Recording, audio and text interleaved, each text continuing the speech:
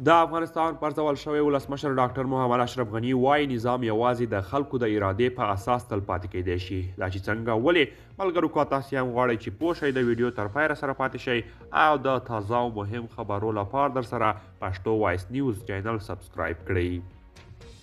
د افغانستان پخوانی ولسمشر محمد اشرف غني وایي تاوتریخوالی او د عمل سختوالی په افغانستان کې ثبات نشي راوستلی او یوازې هغه نظام چې د خلکو د ارادې په اساس منځته راغلی وي تلپاتې کیدی شي.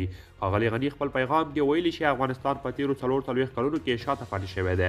د هغه په خبره د ژوند، دین، مال، ټولنې منطق او دلیل څخه ساتنه د اسلام له نظره د امنیت 15 اصول دي او که چیرې امنیت او خوندیتوب په دغه اصولو په اساس رامنځته نشي د امنیت او خوندیتوب هر ډول ادعا به بېپایلې وي. د افغانستان پخوانی ولسمشر محمد اشرف غني په خپل پیغام کې سیاست او حکومتدارۍ ته هم اشاره کړې ده. نظام یوازې د خلکو د ارادې په اساس تلپاتې کیدی شي، د هغه نه بغیر ستونزې او تحرکات رامنځته کیږي. ښاغلي غني د افغانستان د خلکو ترمنځ پر ملي یووالي هم ټینګار کړی دی. ویلي دي چې یووالی باید په عمل کې رامنځته شي. دغه یووالی له مشورې پرته، له بحث پرته او له آزاد انتخاب پرته نشي رامنځته کیدی. د افغانستان پخوانی ولسمشر محمد اشرف غني د اسلامي نړۍ له هیوادونو څخه غوښتي چې له طالبانو سره استدلال وکړي او هغوی دې ته متوجه کړي چې اسلام د دین اساسات او د مسلمانانو خیر په کوم لوري کې دی. دا په داسې حال کې ده چې طالبانو تر دې مخکې ویلي چې په ټول هیواد کې امنیت ټینګ کړی او د قدرت جزیرې یې له منځه وړي دي. قدرمنو دوستان، دا و زموږ د نن ورځې چمتو کړی خبر. تر بیا ښه وخت.